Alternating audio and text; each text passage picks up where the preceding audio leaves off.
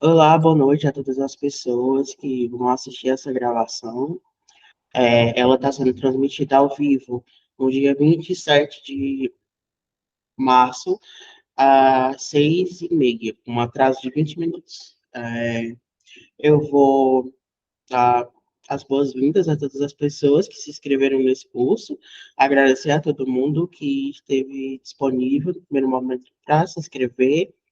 É, Esse curso que tem como no seu nome, né, traz o título Empregabilidade e Empreendedorismo para as Masculinidades Brasileiras.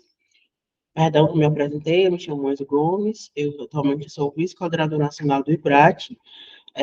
Fazendo minha autodescrição, eu sou um homem preto, de cabelo preto curto, estou usando um óculos preto redondo, usando também uma blusa preta de agasalho. Ao fundo tem uma parede creme e um banner com, enfim, uns letreiros aqui do meu trabalho. E aí a gente volta agora aqui para a apresentação, que eu falo nessa apresentação sobre algumas datas com relação a, ao cronograma das aulas desse curso, tá? Ela vai iniciar agora no dia 27/3, hoje, logicamente.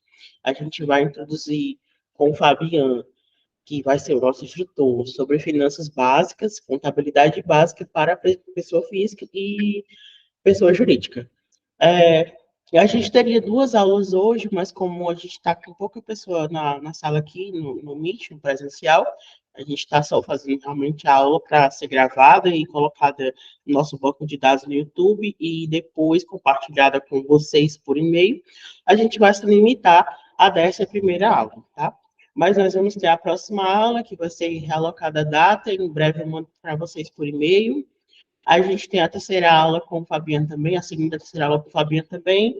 A segunda fala sobre impostos e contribuições, e a terceira, categoria de empresas, sistemas tributários e contabilidade corporativa, no dia 3/4. É, a gente tem uma quarta aula com o Fabiano sobre abertura de empresas, nível avançado, no dia 10/4. A gente tem aulas no dia.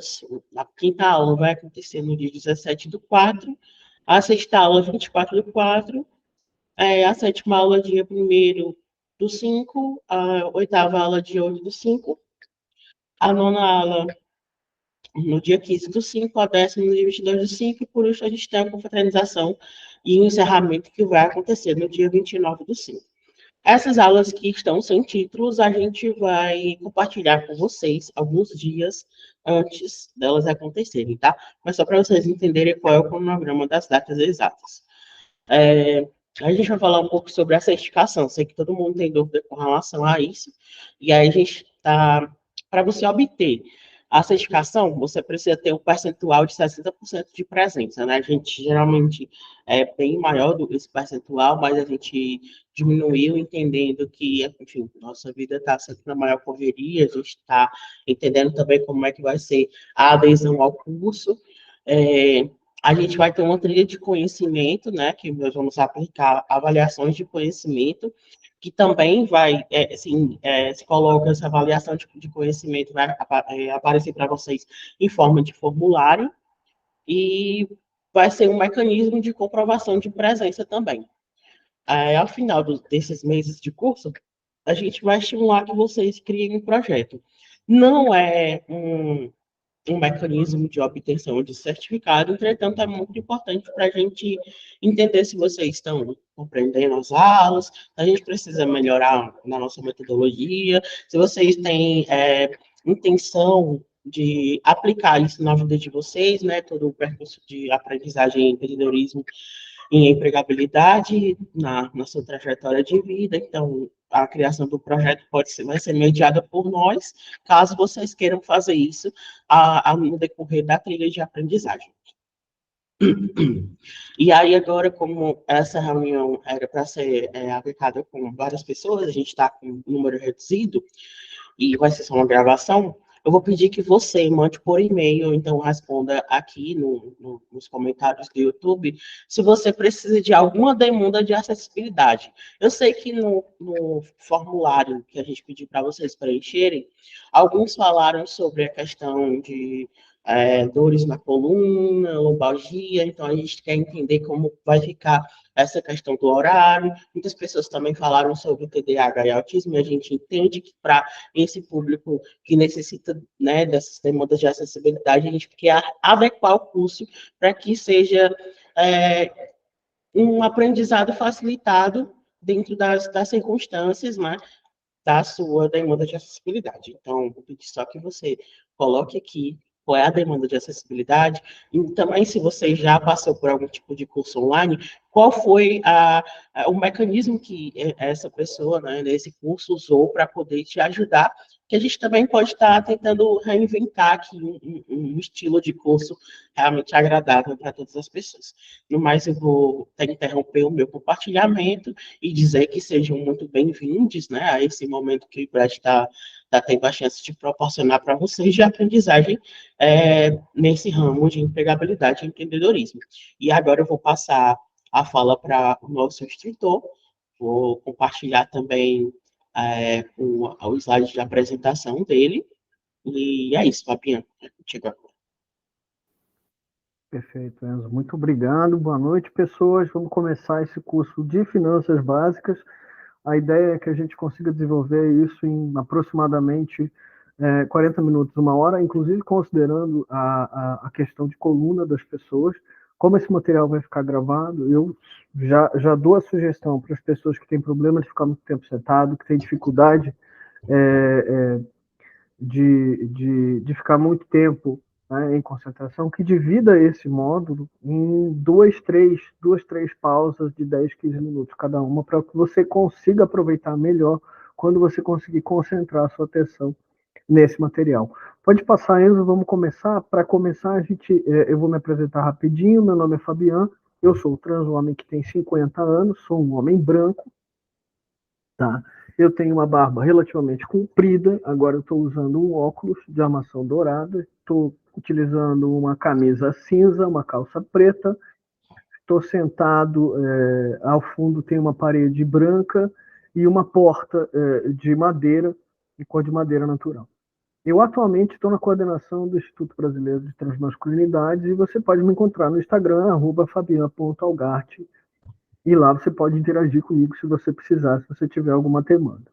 Pode passar, meu querido. Quando a gente vai pensar em falar sobre finanças pessoais, né, que é uma coisa que se divulga muito. Existem as finanças pessoais e tal, não sei o quê. A primeira coisa que a gente tem que avançar sobre o conceito de finança pessoal, pode avançar nisso, por gentileza, é que o conceito de finança é que ela nunca é pessoal.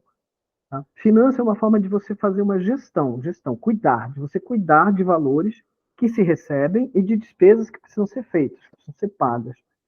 Tudo isso vai ter que se considerar a realidade econômica da sociedade em que a gente vive. Então, finança nunca é uma coisa solitária. Eu sempre tenho que pensar de onde vem o recurso, no que eu vou gastar e na sociedade que eu estou inserido. E isso diz muito, não só sobre a moeda que eu estou usando, por exemplo, eu estou no Brasil, eu estou falando de reais, mas também de momentos históricos da nossa sociedade, de diferentes moedas. Pode passar, por gentileza. E nesse ponto, a gente basicamente vai falar assim, né? O recurso geralmente é financeiro, que vai ser uma entrada, o dinheiro que vai entrar de alguma forma, né? Dependendo dos sistemas de pagamento e do lugar que você está, não necessariamente você recebe dinheiro. Eu mesmo, trabalhando no interior, já recebi em bens, né? A prestação do meu serviço, enquanto contador, enquanto professor, eu recebia ovos dos pais dos meus alunos, eu recebia galinha, eu recebia feijão, farinha, fazia parte do meu pagamento. E as saídas, que são os gastos, né? No que eu preciso gastar dinheiro para me manter vivo nessa sociedade.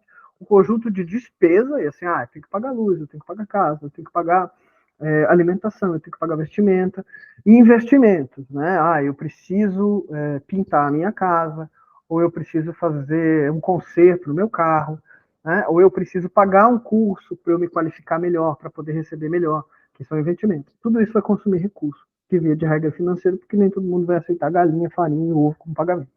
O que vai mudar é a realidade social histórica e contemporânea que cria e fomenta aquilo que a gente chama de hábitos. Hábitos de receber e hábitos de gastar. Né? Existem formas culturais de receber o salário, remuneração, e formas culturais de gastar. Você pode passar, por gentileza. Né? Quando eu vou pensar sobre isso, eu tenho que pensar nessa realidade histórica e eu vou pensar, por exemplo, no que se chama de oscilação econômica. Na oscilação econômica tem o processo, por exemplo, de inflação. O que é a inflação? É quando os preços, quando tudo sobe muito de preço, muito, né, o preço das coisas fica muito alto, a ponto de que um valor unitário da moeda compra cada vez menos coisa.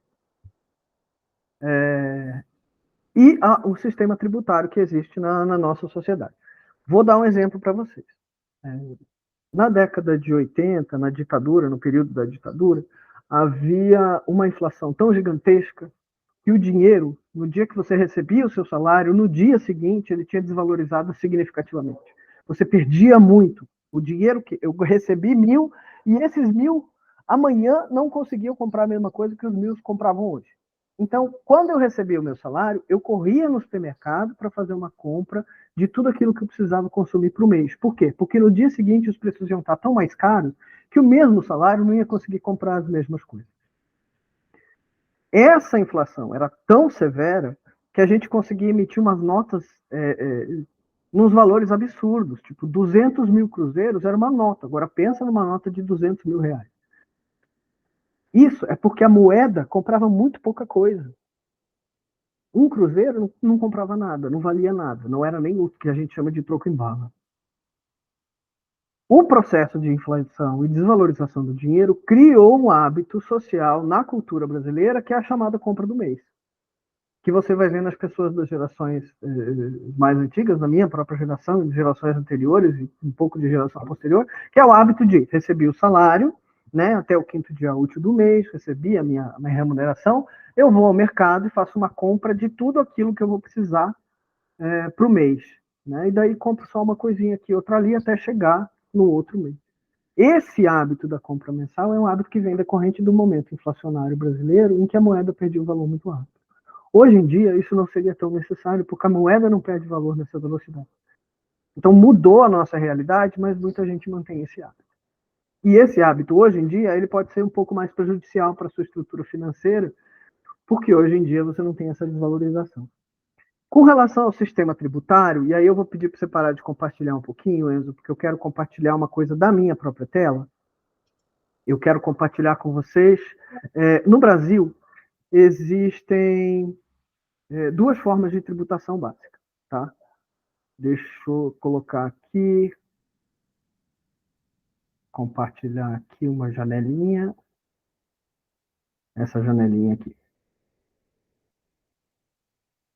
Existem dois tipos de tributação básica. É o imposto sobre a renda, tá? A renda é aquilo que você recebe, tá? Então, o que você recebe, eu vou cobrar um imposto, que é o imposto de renda, eu vou cobrar em cima. Então, por exemplo, na nossa renda de R$ 1.400, considerando o salário mínimo, supostamente o imposto de 12% vai custar R$ 168 do seu dinheiro.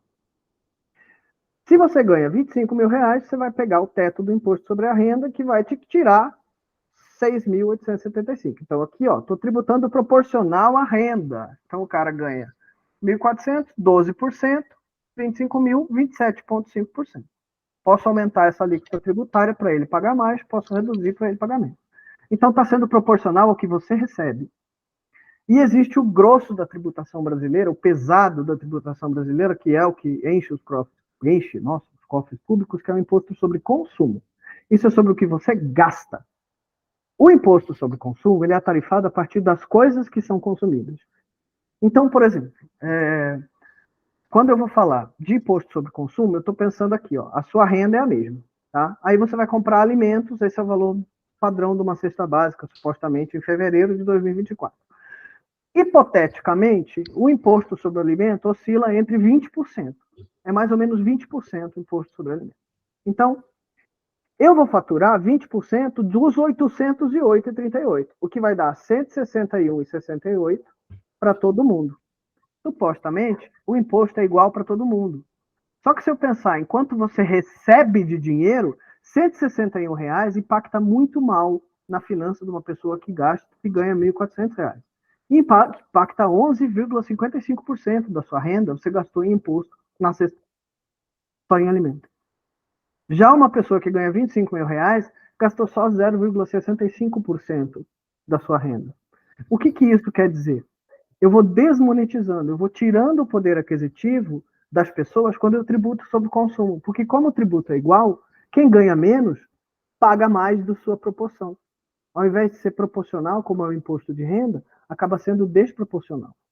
Eu tiro a capacidade que você tem de usar o dinheiro para poder fazer outra coisa. Embora seja uma questão de igualdade, ele promove desigualdade, porque ele não concede a equidade. E com isso ele contribui para o aumento da diferença entre a capacidade de renda das pessoas do país. Pode voltar a compartilhar, querido. Dentro dessa estrutura de sistema tributário, além, né, de pensar nisso, eu preciso pensar nas formas de remuneração que já existiram e existem, né, no país. Atualmente, no Brasil, a gente tem 3 tipos padrão de remuneração, né? Que é a remuneração mensal, que é o chamado salário mensal, que você pode até dividir. Você recebe um adiantamento nos primeiros 15 dias e o restante do seu salário você recebe até o 5º dia útil do mês seguinte, conforme a lei. Toda a legislação relacionada à remuneração e aos direitos do trabalhador de carteira assinada é regida pela Consolidação das Leis do Trabalho, a CLT. Tá? E é uma coisa importante, e se um dia vocês tiverem interesse que o IBRAT promova um curso sobre letramento, sobre legislação trabalhista, vamos embora, caímos dentro. Você também pode receber por serviço ou por empreitada. E isso é assim, eu vou prestar um serviço de entrega. Né? Eu tenho uma bicicleta, né? Que foi uma das primeiras coisas que eu trabalhei na vida, fazer entrega de mercado, com a bicicletinha, ia entregar e ganhava por cada entrega que eu fazia, ganhava um valor fixo. Tá? Ganhava X. Né? Um valor de moeda que não existe hoje. Ou então, por exemplo, você faz serviço de barbeiro, você ganha, né, por cada barba que você faz, por cada cabelo que você corta, manicure, cada unha, etc. Ou por diária. Vou trabalhar, por exemplo, diaristas. Diaristas trabalham fazendo faxina, né, na residência das pessoas e tal, fazendo essa assistência, e esse valor é fixo pela diária, de acordo com o que engloba na diária dentro do seu volume de trabalho que você vai fazer. Né? E aí tem formas de gastos. Tá? E aí a forma do gasto, ela tem uma relação direta com a capacidade que você tem de se remunerar, né? A capacidade que você tem de se remunerar, a estrutura inflacionária, a estrutura de valorização do dinheiro na realidade em que a gente vive, e a capacidade que o seu dinheiro tem de ser utilizado, e isso tem a ver também com a situação tributária. Porque lembra, se você gasta mais do seu dinheiro por mês pagando imposto sobre consumo, você tem menos dinheiro para poder comprar as coisas. Né? Como eu estou pagando imposto sobre consumo e isso está retirando a minha capacidade de gasto, eu posso comprar menos coisas à vista, acabo comprando coisas a prazo para poder ter as coisas, ou para poder pagar as contas, ou para poder lidar com emergências. E isso pode fazer com que eu comece a pagar juros. Tá? E o que é juro? Juro, no momento de inflação, na realidade inflacionária, o juro é o que eu ganharia para que o meu dinheiro não se desvalorizasse. Tá? Então, se eu empresto para você esse dinheiro, se eu tivesse colocado esse dinheiro na poupança, ele ia render 2% ao mês. Então, vamos, juro de 2% ao mês. Existem estruturas dentro do mercado financeiro brasileiro que delimitam os processos de juros. Tá? Isso é uma conversa que a gente pode ter de uma forma mais profunda.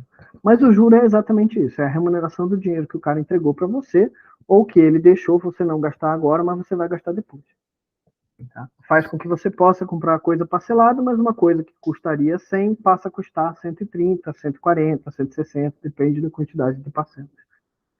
Tá? Pode passar o slide, por gentileza. Quando eu vou falar de hábitos de receber, eu vou falar do mensalista, que é o sujeito que recebe, via de regra, um salário por mês, ou mesmo que ele seja diarista, ele vai receber na mensalidade. O cara é horista, ele trabalha por hora, ele não trabalha pelo salário fixo no mês, em que ele trabalha 5 dias por semana, não sei quantas horas, por exemplo, na CLT, 44 horas semanais, que daria 8 horas de segunda a sexta, mais 4 horas no sábado, 44 horas semanais, 220 horas mensais. 220 horas mensais vão valer tanto. Esse é o seu salário mensal. Se tiver um feriado, você vai continuar recebendo esse valor mensal, você não vai ter esse valor descontado. Esse é o mensalista. Tá?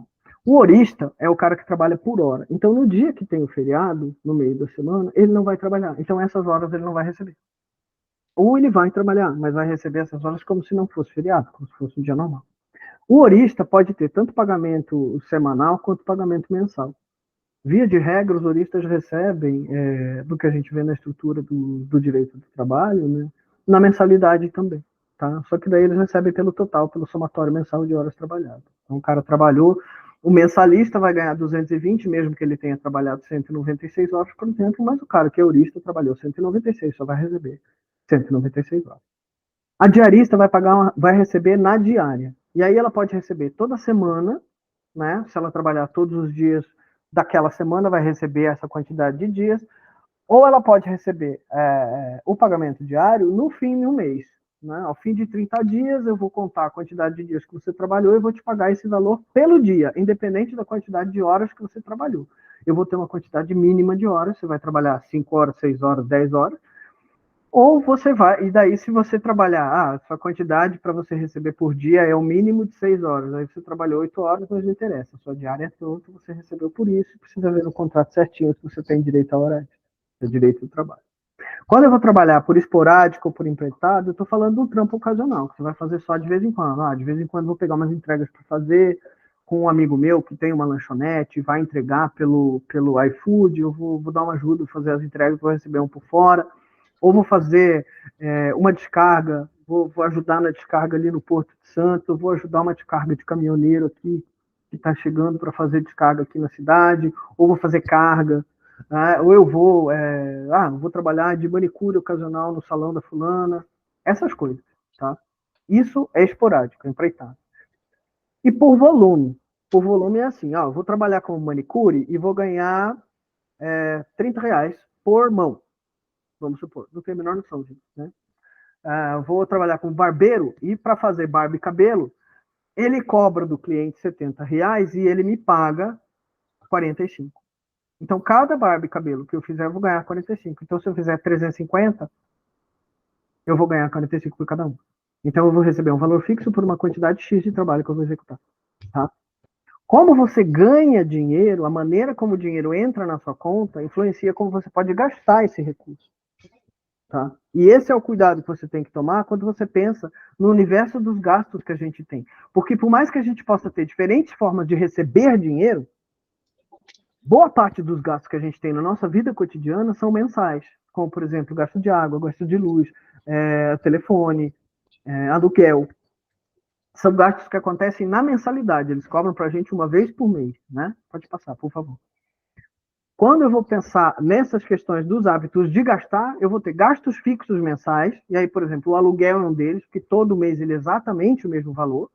Gastos variáveis mensais, e aí, assim, a luz varia de acordo com o mês. Tem meses que eu gasto mais, tem meses que eu gasto menos. A água varia de acordo com o mês. Tem meses que eu gasto mais, tem meses que eu gasto menos. Gastos que eu executo mensalmente, mas eu poderia executar de uma outra forma. Por exemplo, a tal da compra que eu vou ao mercado e compro tudo numa vez, né? Compro no mês. Gasto que eu executo diariamente, o consumo do transporte, por exemplo. Só quando eu uso o sistema de transporte que eu vou pagar o transporte. A alimentação do meu almoço no horário de trabalho, do meu vale alimentação. É só quando eu vou almoçar é que eu vou usar, é só execução diária. E gastos ocasionais, eu preciso ir na farmácia, porque eu fiquei resfriado e preciso comprar tal remédio, ou preciso pegar tal remédio, e vou ter esse gasto ocasional. Isso vai acontecer sempre? Não vai. Vai acontecer todo dia? Não vai. Vai acontecer com habitualidade? Espero que não.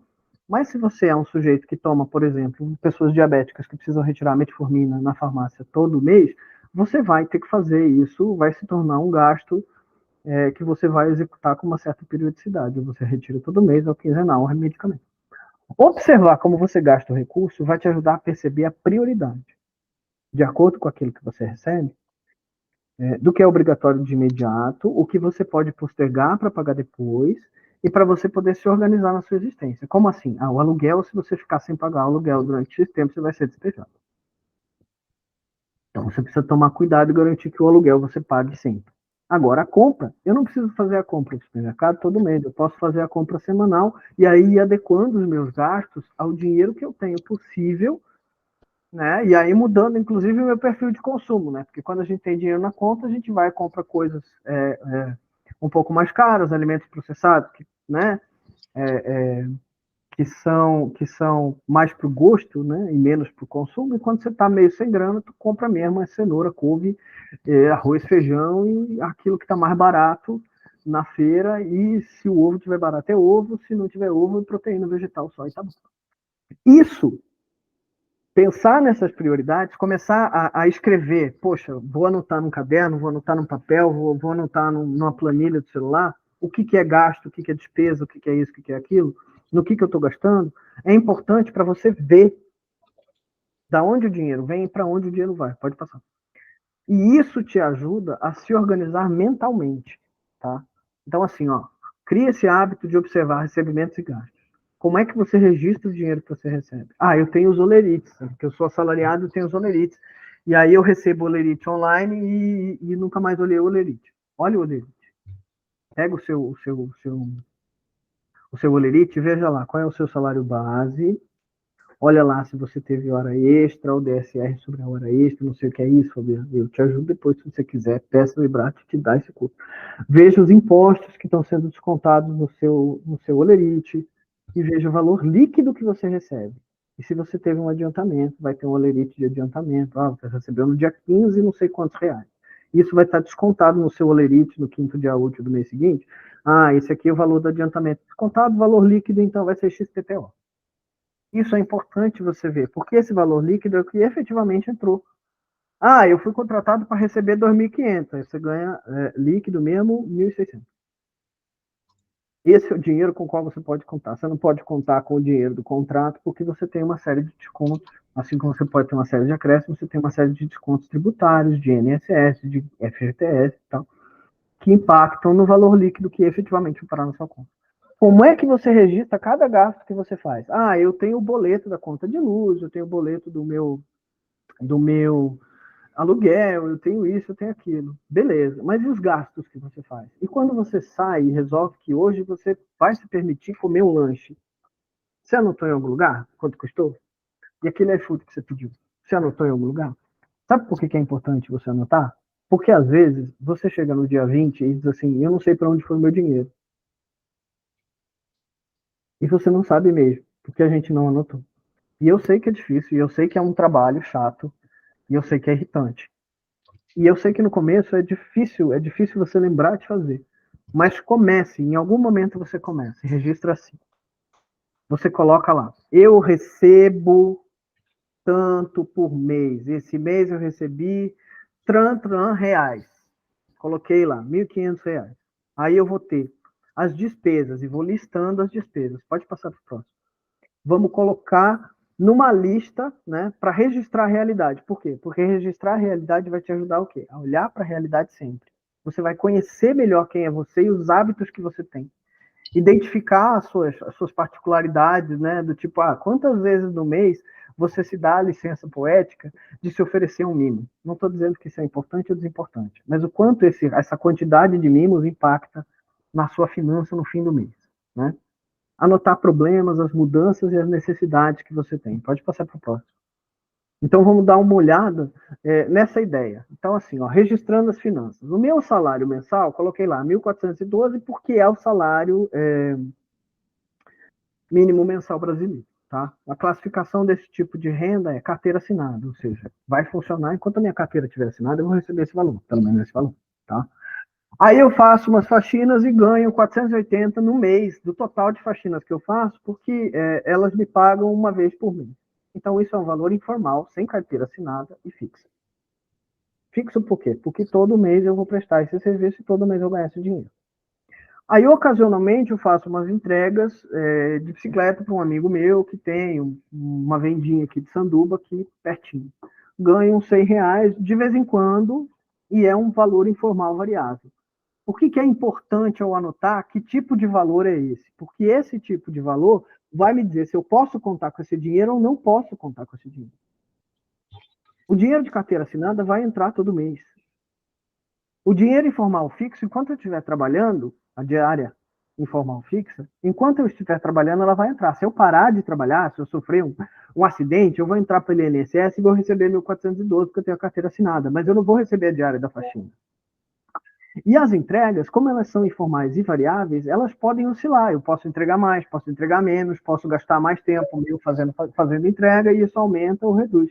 Por que é importante eu anotar isso? Para eu entender se eu posso mudar o meu sistema de recebimento.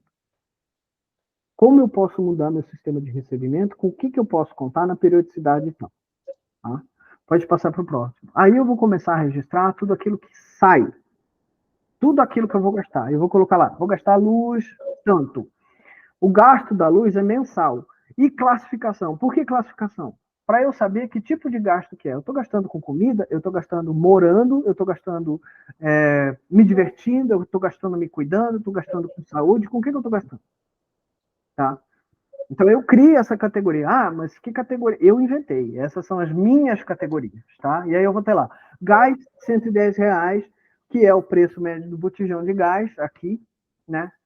O consumo do gás, ele não é mensal. Eu não gasto um botijão de gás por mês. Na minha casa, a gente gasta um botijão de gás a cada 2 meses. E na minha casa se cozinha todo dia, a comida é pouco processada. E além disso, eu tenho um chuveiro a gás. Então, uma coisa que você precisa olhar também é nessa coisa que você está gastando, quanto tempo você gasta aí? Né? Então esse botijão ele vai durar 3, 4 meses, ele vai durar não sei quantos meses, coloca aí. Tá? Por que eu coloco ele como alimentação? Porque a principal função do botijão de gás na minha casa é fazer comida. Tá? Aí água, quanto custa a água? 50 por mês. Por quê? Por que por mês? Porque cobra mensal. Aqui, onde eu moro, o faturamento, o boleto da água vem todo mês, assim como o boleto da luz. Tá? Então eu coloco lá, despesa de moradia. Aluguel mensal, moradia. Mercado, R$ 300 por mês. R$ 300 por mês, eu estou considerando que eu não estou comendo nada, né? Mas assim, é uma estimativa. Estou colocando R$ 300 por mês, mas isso não necessariamente quer dizer que eu fiz essa compra só de uma vez. Você pode colocar lá Mercado 1 semanal, aí você coloca quanto você gastou na semana, Mercado 2 semanal, coloca quanto você gastou na semana, e você coloca lá, Mercado 1, R$ 150 semanal, alimentação. Mercado 2, R$ 100 semanal, alimentação. Coloca isso, para você poder fazer uma somatória e ver mais ou menos se você gasta mais ou menos fazendo compra mensal ou fazendo compra semanal. Eu tenho, pela minha expertise pessoal, que a compra semanal para a gente acaba saindo muito mais barata. Até porque a gente se desopila de ficar comprando muita recompensa, porque, nossa, tem dinheiro na conta, né? O vale tá cheio, né? Então, a gente toma um pouco mais de cuidado. Lanches de alimentação. São comidas que são por fora da alimentação que você compra no mercado. Pensa que no mercado você não compra só alimentação, mas eu classifico tudo como alimentação, tá? Mas você compra produtos de limpeza, que é uma coisa que te onera muito. Eu vou sugerir, se você for aprender um nível de detalhe, quiser fazer um nível de detalhe de controle de finanças pessoais, que você crie uma planilha só sobre mercado. E daí você coloca os itens que você compra no mercado. Pega a notinha do mercado e coloca lá. Comprei arroz. Arroz é comida. E é tanto, um pacote de tantos quilos. Eu comprei açúcar. Eu comprei um pacote de tanto, portanto, comida. Eu comprei, que boa, é produto de limpeza, né, moradia, higiene, enfim. É tanto, comprei tanto. E vá fazendo um controle pessoal de quanto tempo seus produtos duram na sua casa, de quanto tempo essas coisas duram, para você ter uma estimativa de quanto você gasta. Meu Deus, mas nesse nível, Fabinho, se você quiser, se você não quiser, não precisa. Eu fiz isso e comecei a perceber coisas como, por exemplo, se eu economizar, ao invés de eu comprar todo mês 3 galões de 1 litro de que boa cada um, e for num atacadão e comprar 2 galões de 10 litros, eu economizo muito mais porque eu vou usar durante um período muito maior e o custo por litro fica bem menor. Mas isso sou eu, isso é uma construção do sujeito, tá? Pensa que você vai comprar roupa, vai ser todo mês? Não necessariamente. Se você tem filhos, vai ser todo mês. Né? principalmente se são crianças, estão em desenvolvimento, vai ser todo mês. Mas é ocasional, é uma despesa com investimento. Né? Remédio, é uma despesa mensal, eu tenho que tomar mais metformina do que aquilo que eu consigo receber, eu tenho que tomar um outro medicamento que eu não consigo receber pela farmácia popular, então eu vou gastar R$ 80 todo mês com medicamento. E a testosterona que eu consegui lá, R$ 400, para a minha transição, eu coloco separado, porque é para o meu processo de transição, R$ 400 por trimestre. O total de gastos que eu tive nesse mês foi de R$ 1.800. No mês que vem, eu não vou ter o gasto do gás, nem das roupas e nem da testosterona. E é importante eu ficar acompanhando esses gastos. Então, pode passar para a próxima. Se eu fizer um estudo mesmo, se eu colocar na ponta do lápis, eu vou ver assim, a moradia é o que acaba consumindo mais. E, na verdade, depois que eu tirar o consumo, você vê, a testosterona comeu 20% do meu gasto, né? Se eu tirar a testosterona, a moradia com certeza passa de 60% do meu custo, das minhas despesas de vida, né? A alimentação está com quase 30%. Medicamento responde por um pouco, porque eu não precisei de muita coisa, mas pode ser que você precise, né? Investimento, que também é um investimento ocasional. É importante você poder olhar para isso e pensar, se eu precisar fazer uma economia, se eu precisar apertar meu cinto porque eu não tenho dinheiro, da onde eu vou cortar? Eu posso cortar? Eu consigo cortar alguma coisa? É possível? Aonde é que eu vou apertar? Vou mudar meus parâmetros de alimentação, vou mudar as marcas dos produtos que eu compro, vou começar a trabalhar operando com a luz do celular para deixar as luzes da casa apagadas para poder economizar na luz, vou começar a lavar roupa na casa da minha mãe, que é para poder economizar água, vou tentar evitar, vou fazer assim aquele negócio de cozinhar tudo num dia só e deixar o gás desligado durante a semana para evitar inclusive o gasto do escape do gás, para poder render o gás o máximo. Como é que eu posso fazer para pensar nessas alternativas? Mas para isso, eu preciso fazer o quê? Eu preciso olhar para o que eu gasto. E eu sei que dá trabalho fazer isso. Eu sei que não é fácil. Mas é importante você ver no que você está gastando, até para você perceber, na alimentação supérflua, quanto da alimentação que você gasta, que é uma alimentação que você pode dar uma apertada, sabe? Quanto pacote de bolacha que pode reduzir para ser um pouco menos pacote de bolacha? Quanto pacote de sorvete que pode ser menos sorvete? Quanto nuggets que pode ser peito de frango? Eu sei. Eu sei. As recompensas, principalmente no grau de estresse que a gente vive, elas são muito importantes. Mas às vezes a gente tem que estudar e trabalhar com a gente mesmo para que essas recompensas mudem um pouco com o tempo e a gente possa, com isso, fazer uma economia que agora pode não parecer nada. Pode parecer 2, 5, 10 reais. Mas quem já passou as necessidades sabe que 5, 2 e 10 reais é tudo na vida de uma pessoa. Então, assim, não é porque agora a gente tem dinheiro que ele para de ter valor. O dinheiro continua valendo e continua sendo importante para todo mundo. Pode passar para o próximo, querido. E assim, é importante, tá? Coisas importantes que você tem assim, anota, escreve, vamos pensar sobre isso.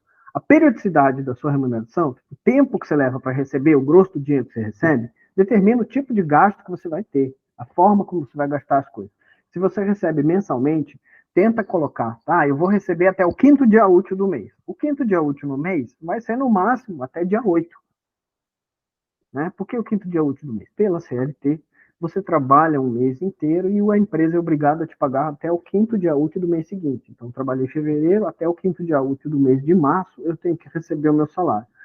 Olhando aqui, o 5º dia útil, mês de março, 1 de março foi uma sexta-feira, sexta, sábado, 1, 2, domingo não conta, o dia segunda-feira, 4, terça-feira, 5, quarta-feira, dia 6 é o 5º dia útil do mês, eu teria que ter recebido até o dia 6. Então, no máximo, até o dia 8, considerando muito feriado, finado, novembro e tal, até o dia 8 do mês você vai receber seu salário. Então, você ajusta a data da luz, a data do aluguel, a data da água, para vencer tudo no dia 9, 10 e 11.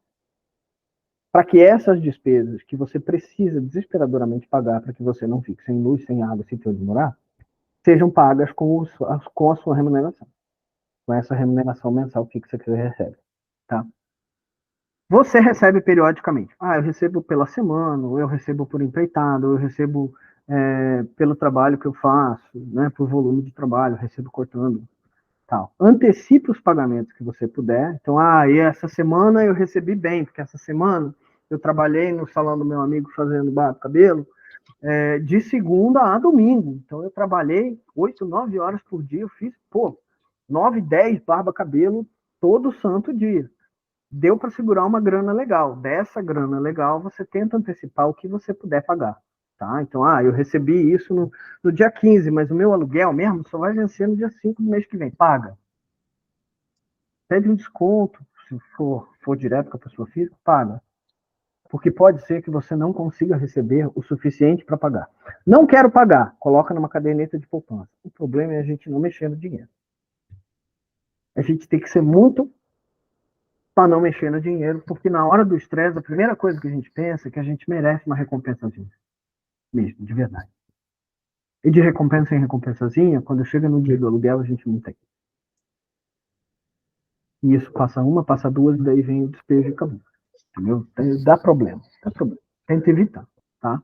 E a estrutura socioeconômica vai modelar o seu tipo de gasto. Se eu tenho uma inflação baixa, que é uma coisa que está acontecendo no Brasil agora de volta, a inflação está dando uma reduzida, o seu dinheiro não vai perder valor com o tempo. Então, não faz uma compra do mês. Mas eu recebi o vale, quero gastar o vale porque eu tenho medo de ficar gastando vale com besteira. E quem disse que você vai no mercado e não vai comprar besteira? Então, assim, é uma questão de estrutura, é uma questão de escolha. Uma coisa que ajuda muito é lista. Faça lista de compras e tente a ter a lista de compras.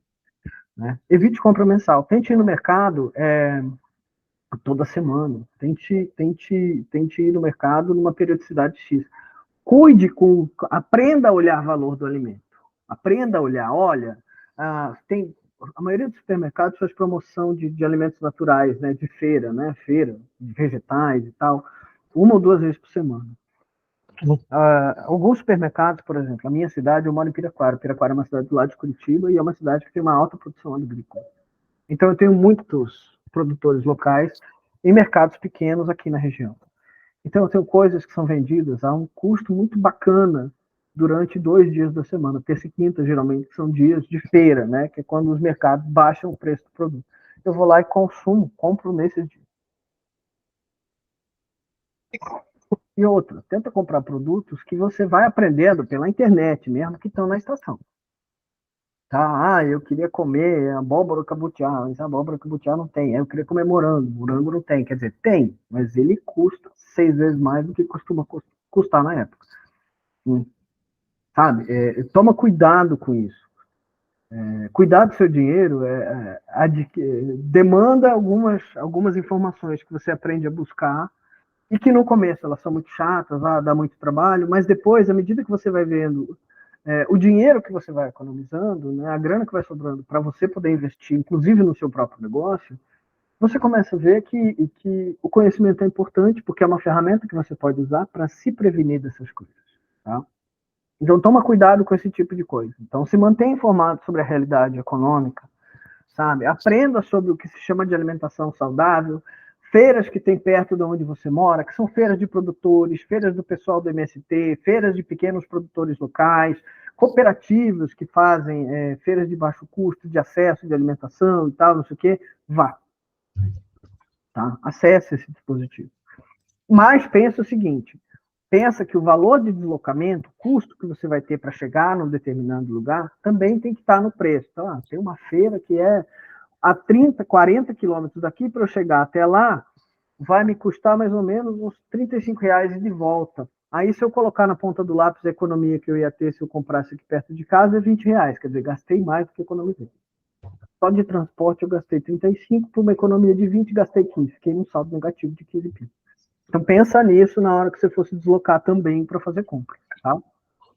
Vale a pena você se unir com seus amigos e fazer esse tipo de compra conjugada. Né? Tipo, vamos todo mundo na feira, tal, não sei o quê, divide o custo de transporte, fica mais fácil para todo mundo. Principalmente na vizinhança, se você conseguir ter uma boa relação com seus vizinhos, que também não é fácil, porque eu sei como é viver no meio de uma galera transfóbica, afinal de contas, a maioria da população aqui de Piraquara é evangélica. E votou no Bolsonaro. Próximo. E aí, como é que você vai controlar esse processo? Porque isso não é fácil. mas é uma questão de organização e uma questão de uso de ferramentas, tá? Então, organização. Crie o hábito de registrar. Chato, é chato. É chato, no começo é chato, depois continua chato, mas aí vai ficando automático e fica uma chatice automática, né? E de repente para de te incomodar porque ficou no processo automático. Observe periodicamente esses registros. Vou olhar toda semana quanto que eu gastei aqui em transporte.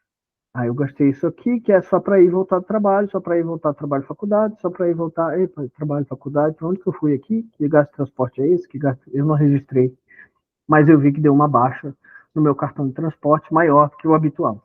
Deu alguma coisa errada, eu não fiz o registro, perdi. Isso pode me impactar lá na frente, porque se é a empresa que despeja o Vale Transporte, ela despeja na quantidade X de dias que eu deveria estar trabalhando, então pode faltar no meu cartão de transporte, talvez eu precise recarregar, etc. Enfim, né? Questão de alimentação, questão de lazer, questão de investimento, tudo. Compara, se você for olhar semanalmente, compara o desempenho nesse período, né? Eu estou acompanhando semana a semana. Semana passada, o quanto que eu gastei com alimentação durante a semana? Fora o supermercado. Gastei tanto. Aí aqui eu gastei mais, aqui eu gastei menos.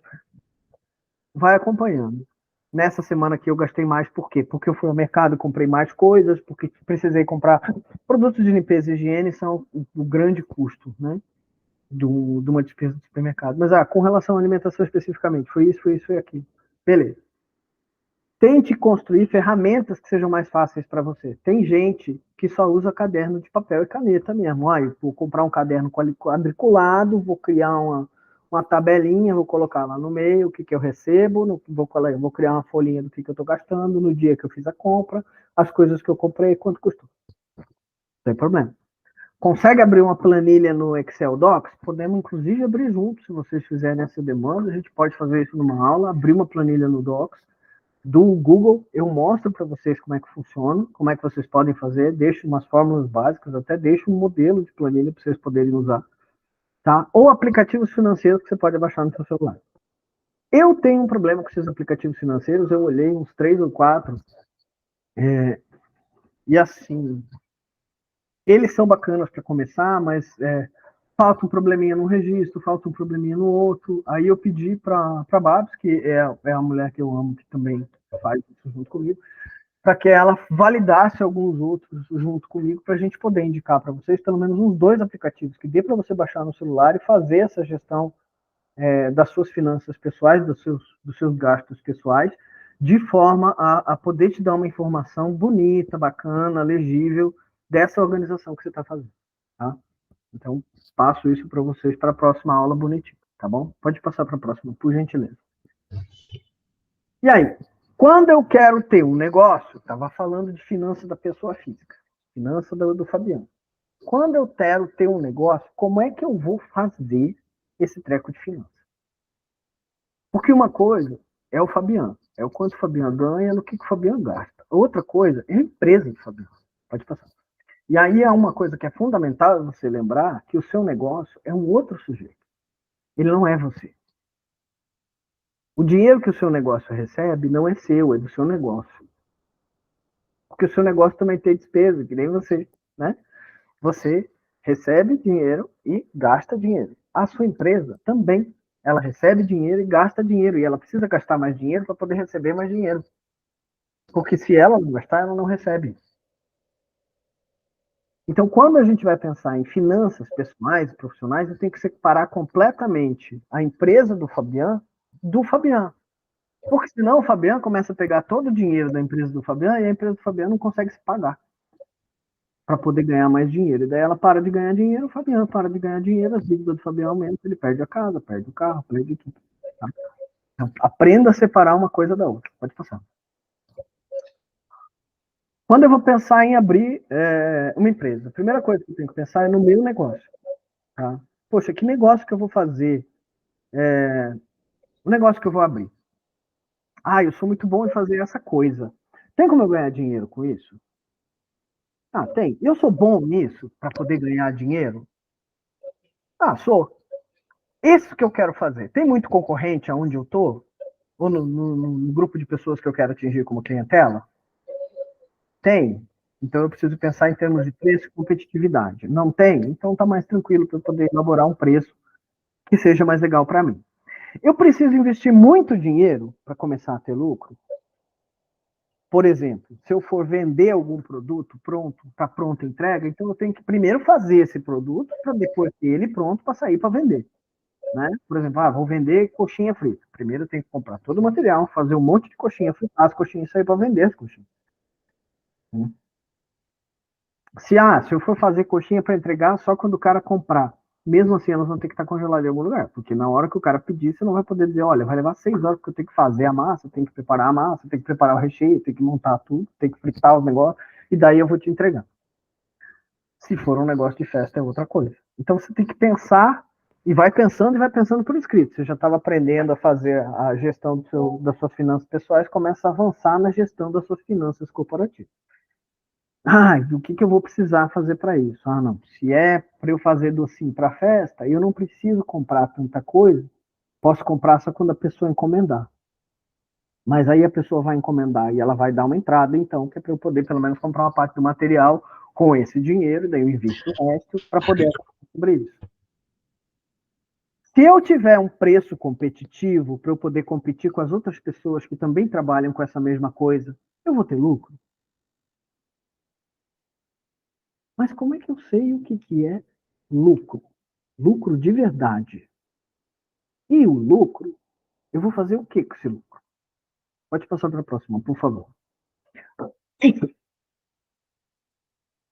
Toda vez que eu vou pensar em lucro, a primeira coisa que eu tenho que pensar é em preço. Porque lucro é um resultado do meu preço. Né? Então, o que o preço tem que ter?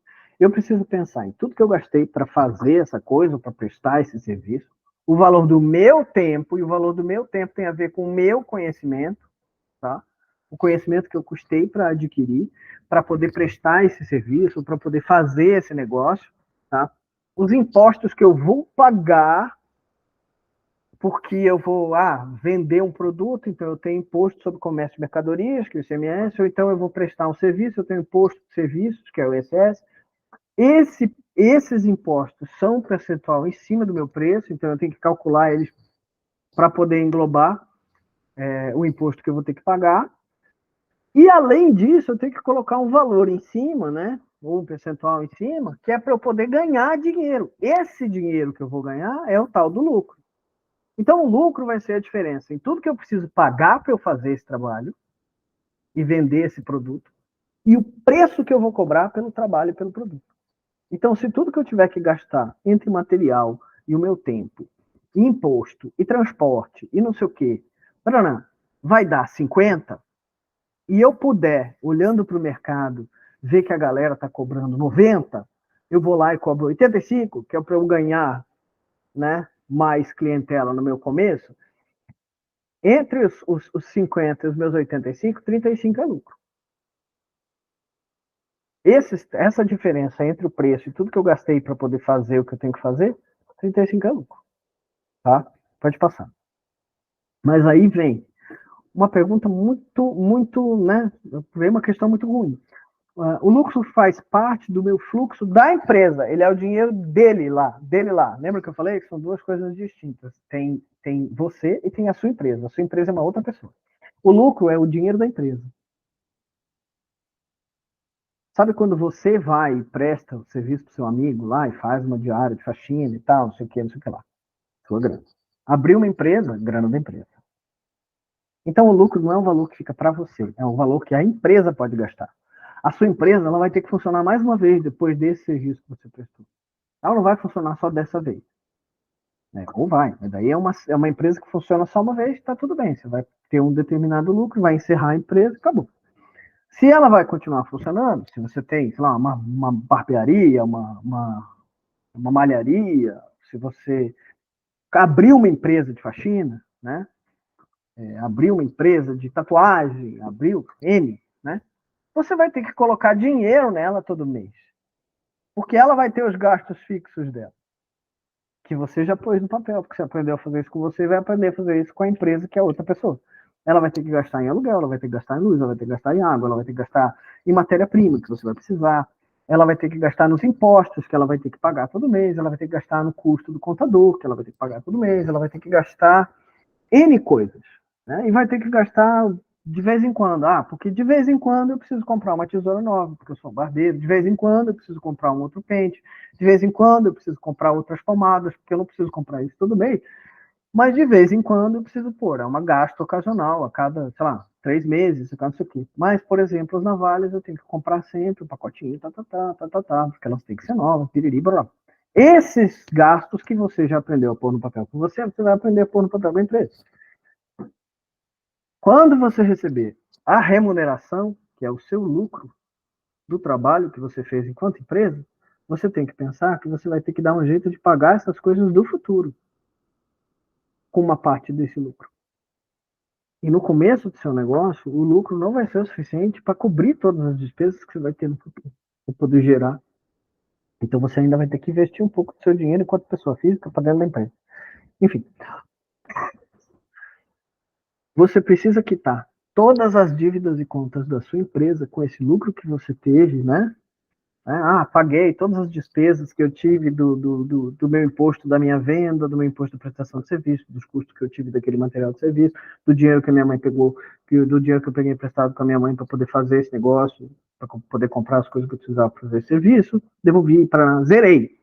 Não tenho dívida nenhuma, mas vou ter dívida no mês que vem. Preciso pensar um percentual do lucro que tem que ficar para fazer isso, para eu poder pagar isso.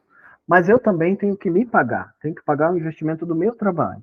Tá? Então eu tenho que pensar como é que eu vou distribuir o lucro de modo que fique dinheiro na empresa e que em algum momento você comece a poder pegar dinheiro para você pagar suas coisas. Pode passar para o próximo, por favor. E assim, usa uma parte do que restou para você gastar, para você reinvestir. Estou investindo, comprar material, matéria-prima, equipamento, propaganda. Propaganda não é grátis. Né? Vou fazer, hoje em dia se divulga tudo em rede, vocês vão ter uma aula muito bacana sobre o uso de mídia para marketing e tal. Como é que eu vou fazer? Eu preciso custear, eu preciso gastar, porque se você não investe nessas coisas, a sua empresa não vai para frente, né? Então, retira desse percentual do lucro o mínimo possível para você pagar as contas da sua pessoa física e deixa o máximo possível na sua empresa. Por quê? Porque a empresa é sua, mas ela não é você. Então, primeiro ela se paga e se cuida, e depois ela cuida de você.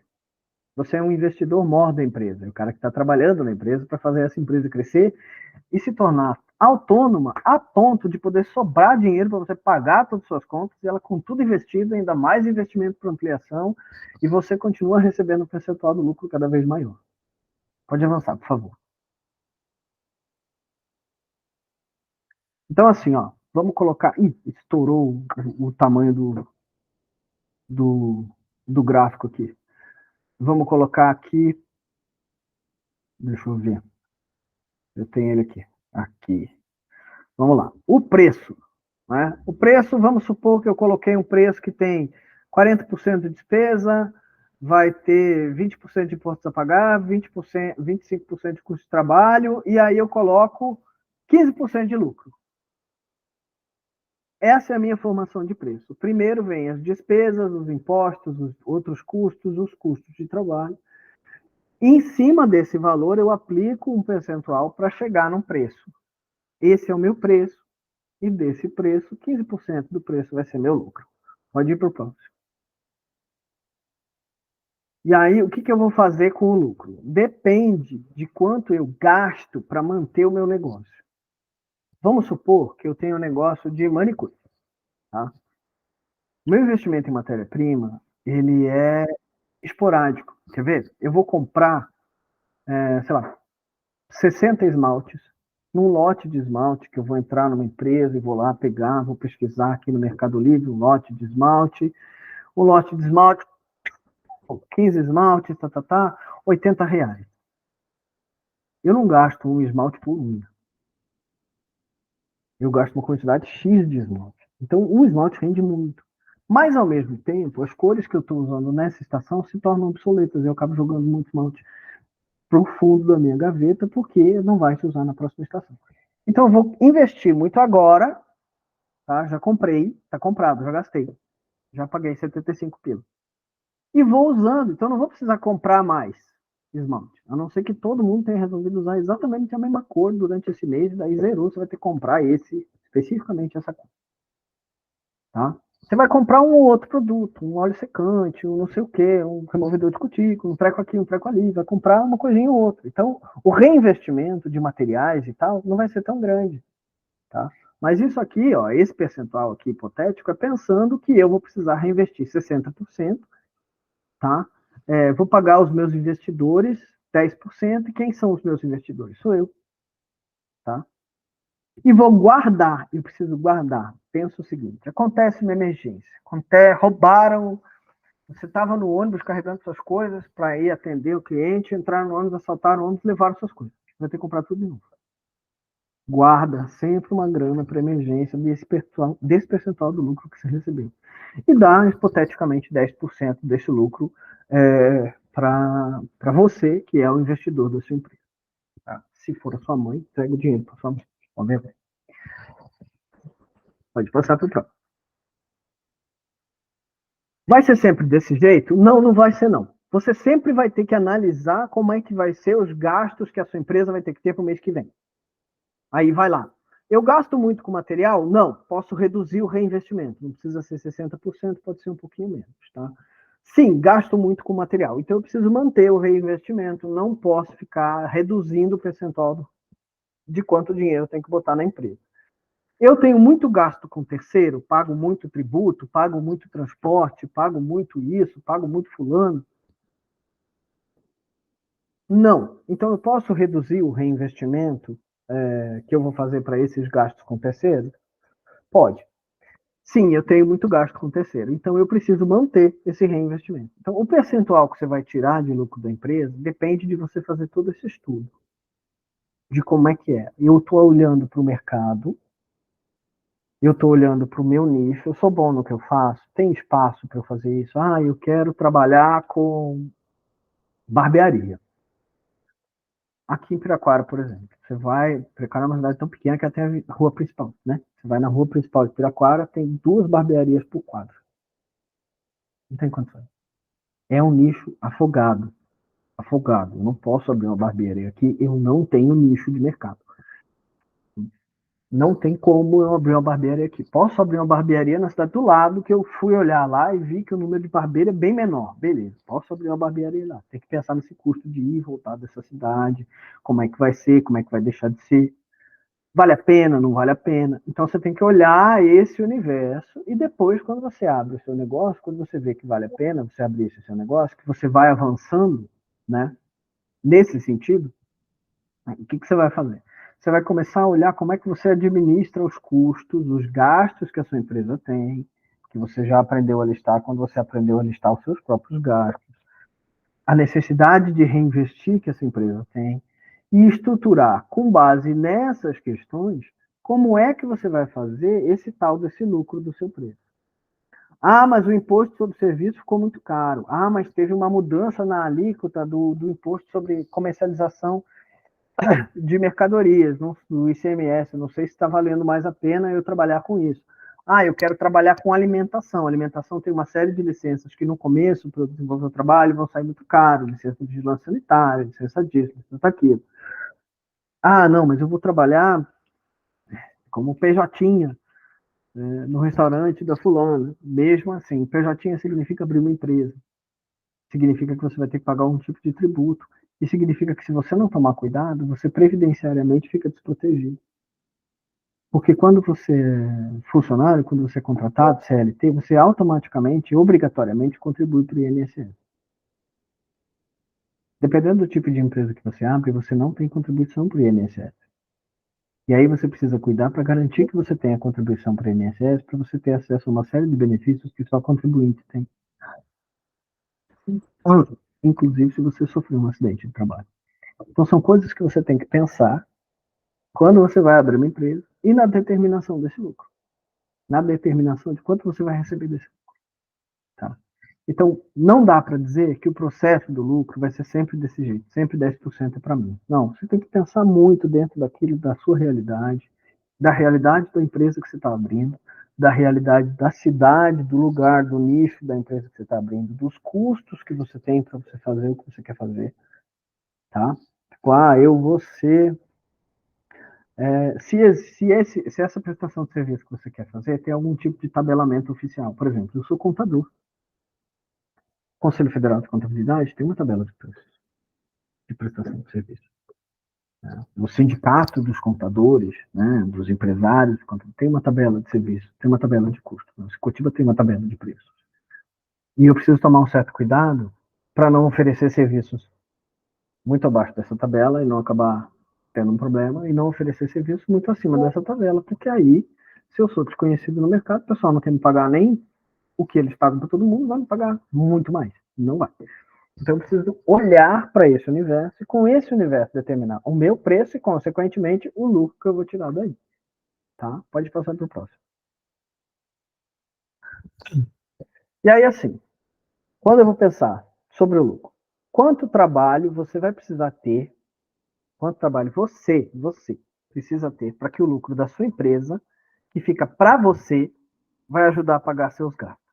E aí eu estou falando quanto tempo você tem que trabalhar para a sua empresa, para o dinheiro que você recebe da sua empresa conseguir quitar suas contas. 40 horas por semana? Se você trabalhar 60 horas por semana, você consegue pagar todas as suas despesas com o lucro que você tira da sua empresa? O lucro que fica para você, não que fica para a empresa. Não, não dá. Eu ainda tenho que ter um outro trampo. Se eu preciso ter um outro trampo, eu não posso trabalhar 60 horas por semana na empresa, porque eu não sou um zumbi. Eu preciso dar uma dormida, eu preciso sair, eu preciso, sei lá, jogar um videogame, assistir um vídeo, qualquer coisa. Então eu não posso trabalhar mais do que X horas, eu preciso pensar, ou eu preciso fazer escolhas estratégicas sobre como eu vou ter outras fontes de renda, até que essa fonte de renda custeie todas as minhas contas. Se você estivesse trabalhando de carteira assinada, você ia trabalhar menos do que você trabalha para você? Sim. E você consegue trabalhar de carteira assinada? E aí eu pergunto isso para você enquanto pessoa trans. Tá? Porque tem uma diferença muito grande de, com carteira assinada eu ganharia muito mais se você fosse cis. Porque eu sei como é. Eu sei que uma realidade corporativa não tem uma cultura preparada e adequada para garantir o respeito a todas as pessoas que dão no trabalho, inclusive a população trans travesti que frequenta o mercado de trabalho. Então, às vezes, se você até consegue uma carteira assinada, mas você, né, o ambiente é tão tóxico que você prefere respirar num banheiro de rodoviária, você quer ter uma carteira assinada? Ou é uma coisa que você quer usar agora para você investir na sua empresa e depois você abre mão da carteira assinada, porque você trabalhando para você, você se sente mais feliz, mais seguro, mais satisfeito, menos estressado. Para mim é assim. Eu tenho o meu negócio, eu tenho a minha empresa. Eu trabalhei décadas de carteira assinada, planejando juntar dinheiro para poder abrir uma empresa. Porque eu não queria ficar trabalhando de carteira assinada. Porque eu sei como é trabalhar de carteira assinada, sendo quem eu sou. Uma sociedade que é preconceituosa para conosco. Então é uma escolha. São pensamentos, são estruturas. Tem que planejar isso. Você tem que pôr isso no papel. Você tem que registrar. Você tem que escrever. Você tem que escrever, eu escrevo sobre isso, põe meus prós, põe meus contras, vou dormir sobre o assunto, amanhã eu puxo de novo, dou uma lida, penso sobre isso, levo para discutir com alguém que eu confie, com alguém que eu respeite, com alguém que eu saiba que tem um negócio. Vamos conversar com essa pessoa, vamos pensar sobre isso? Vamos. Registra tudo. Pensa, para você abrir o seu negócio, o que você precisa aprender? E eu preciso aprender a me organizar financeiramente. Isso é uma coisa que eu preciso aprender. Eu preciso avançar sobre isso.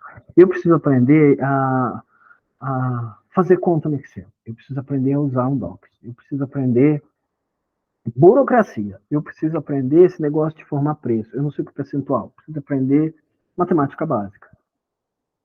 Cursos que eu posso fazer. Onde eu posso acessar esses cursos? Tem várias universidades públicas, inclusive, que oferecem vários cursos gratuitos online. Tem o sistema 5S que você pode utilizar para fazer formação, para você se tornar um proprietário do seu próprio negócio, né? Um proprietário de negócio, para você ser o seu próprio chefe. Pode avançar.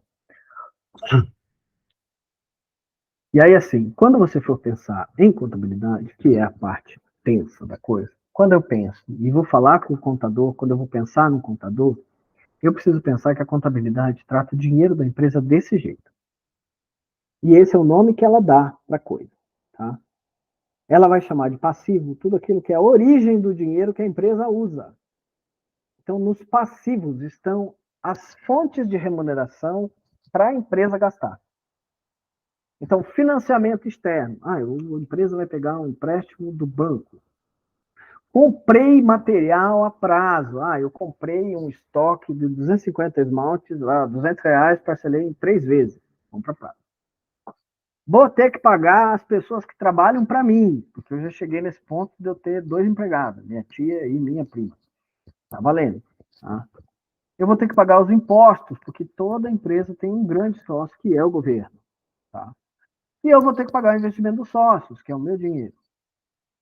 E o meu dinheiro é o que se paga por último, e é o que vai se pagar com a parcelinha do lucro, então ele vai vir parceladíssimo.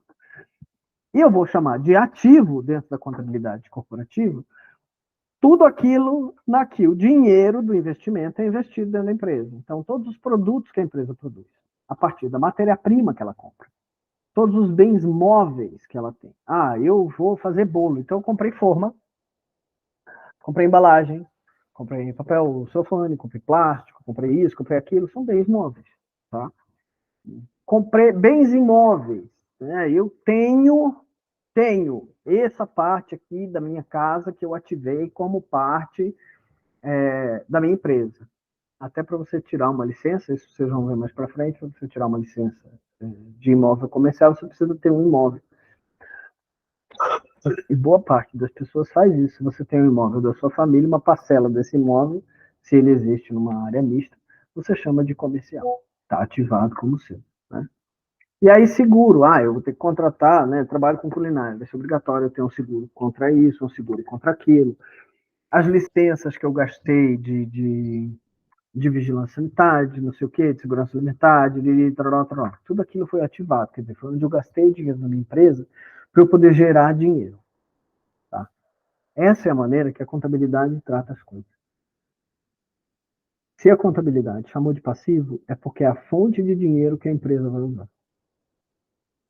Que também representa o total de dívidas que a empresa tem. Né? Então, assim, peguei um empréstimo com a minha mãe, financiamento externo. Comprei parcelado no cartão, compra de fornecedores a prazo. Estou devendo o salário da minha tia, que ela vai receber só lá no fim do mês, pagamento de empregado. Dessas vendas que eu vou fazer, eu tenho que pagar os impostos só quando sair a guia de pagamento que o contador vai gerar para mim. Pagamento de impostos. Pagamento dos parceiros, né? Não coloquei aqui, que é o contador da empresa de contabilidade que vai gerar esse material para mim. Investimento dos sócios, que é a coisa que eu vou receber por último, que sou eu o sócio, a empresa é minha. Tá? Então, eu investi todo esse dinheiro para ativar, só que eu só vou receber essa grana com as parcelinhas do lucro que eu vou recebendo todo mês. Tá? E aí, onde eu vou investir esse dinheiro? Produto, matéria-prima, bens móveis, bens imóveis, no processo de seguro, tal, não sei o que lá. É sempre desse jeitão? É sempre desse jeitão. Tá? Não muda muita coisa, não. E aí, pode seguir. Como é que é mais ou menos o fluxo desse processo dentro da contabilidade? Né? Pode passar. Eu vou tratar mais ou menos desse jeito. Né? Isso. Investir, vai chamar de passivo, porque eu estou botando dinheiro na empresa. Investir para começar um negócio, peguei emprestado com a minha mãe que estava faltando, aí é ativo. Com esse investimento, eu comprei a matéria-prima, fiz os meus produtos, né? Vou fazer os chaveiros de material plástico e tal, não sei o quê. Fiz os meus produtos, bonitinho, colorido, tarará. Vendi para o povo que eu conheço e essa galera vai me pagar só no fim do mês. Então tá aqui, feito. Não recebi ainda.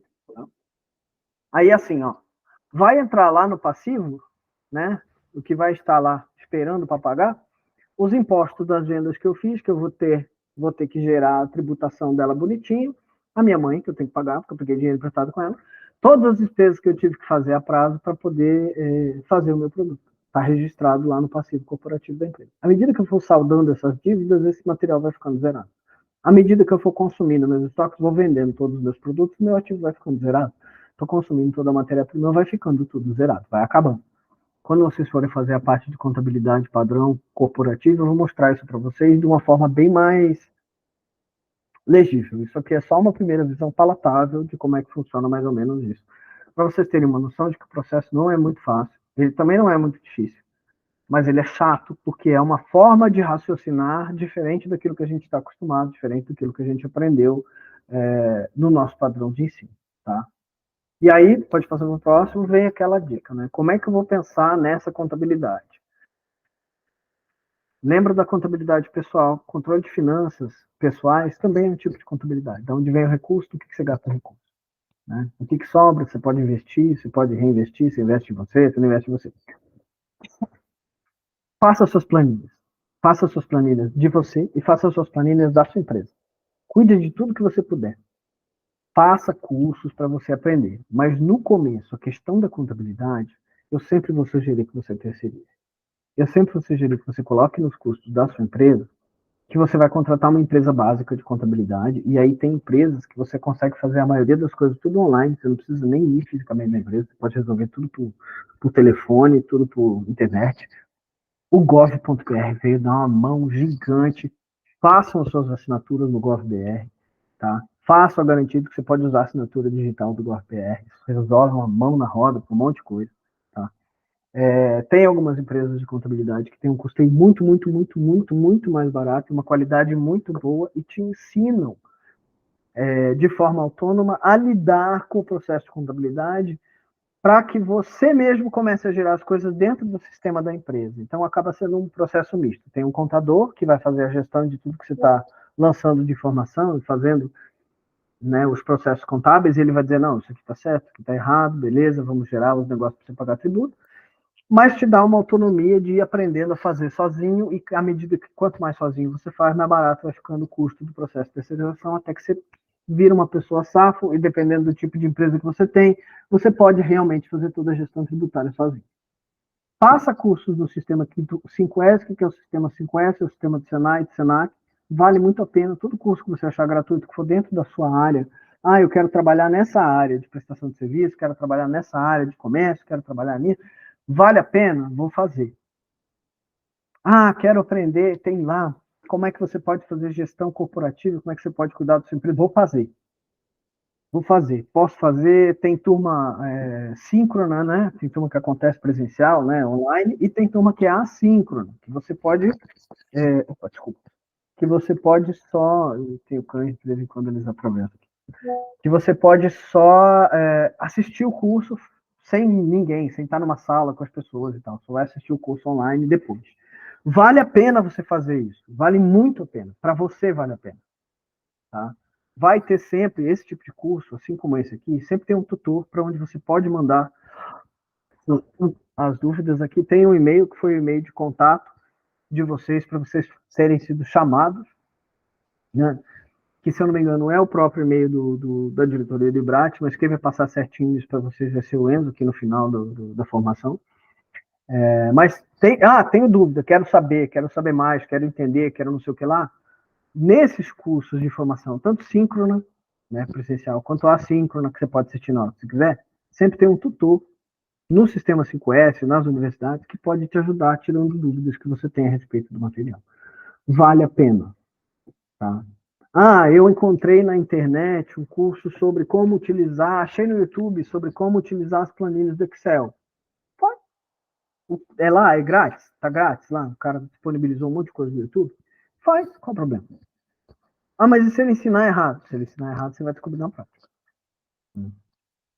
Eu posso passar para vocês uma relação básica de comandos que vocês podem usar no Excel mesmo, no Excel da Microsoft, quanto nas planilhas do Doc, né, do Google, que são fórmulas diferentes, no fim das contas, mas que te ajudam a fazer essa gestão de finanças pessoais, ou começar a fazer essas finanças pessoais, e assim, tanto o Excel quanto o Google Docs, o processo de ajuda deles é muito bacana, é muito intuitivo, você clica lá, clicar na ajuda, ajuda pra caramba, me ajuda.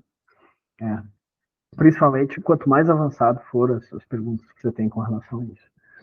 Tá? E assim, eu sei que parece muita coisa, a gente já começa pesado, que contabilidade já começa pesado, né? Pensar em gestão financeira, pensar em finanças pessoais, pensar em finanças corporativas.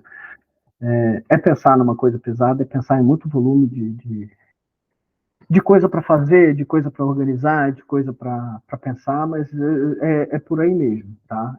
Pode seguir adiante, hein? É por aí mesmo. Porque assim, uma coisa que você precisa lidar, e nós que somos trans vamos aprendendo isso com o tempo, inclusive no nosso processo de transição social e tecnológica, cuidar de si demanda tempo. Cuidar de você. Demanda tempo, demanda atenção e demanda aprendizado. A gente está sempre tendo que se dedicar a nós, porque se não é a gente se dedicar a nós, não vai acontecer. Se não é a gente prestar atenção na gente, no que a gente precisa, no que a gente quer, no que a gente pode, não vai acontecer. Se não é a gente levantar quais são os pontos de aprendizado que eu preciso ter para poder chegar do ponto A ao ponto B, ninguém vai fazer isso também. A gente já aprendeu isso no nosso processo de transição. E isso funciona para tudo, inclusive para finanças pessoais, inclusive para você abrir o seu negócio. Agora, não tenha dúvidas. Você vale cada segundo, você vale a pena cada segundo do seu tempo. Você vale cada segundo do seu tempo. Tá? Então, invista. Precisa investir? Invista em você. Investe em você. E ser verdadeiro, verdadeiro com você. Pô, eu quero abrir um negócio, eu quero ter um treco para mim. Eu quero, eu consigo, eu sou capaz, eu vou aprender, eu vou tentar, eu vou construir. Eu quero ser feliz nesse sentido. Eu vou investir, eu vou atrás disso. Eu quero ser autônomo nesse sentido. Eu vou construir essa autonomia. Eu vou precisar de gente no começo? Vou, mas depois eu vou me tocar sozinho. Vou avançar nesse sentido e assim, quando eu começar a tocar esse negócio sozinho, eu vou começar a trabalhar com os outros para ajudar os outros a fazerem a mesma coisa. Investe em você. A gente do Ibrate confia em você. A gente acredita em você e está aqui para isso, está aqui para fazer esse trabalho junto. Tá? E por enquanto é só isso, pessoas. Pode seguir, Enzo.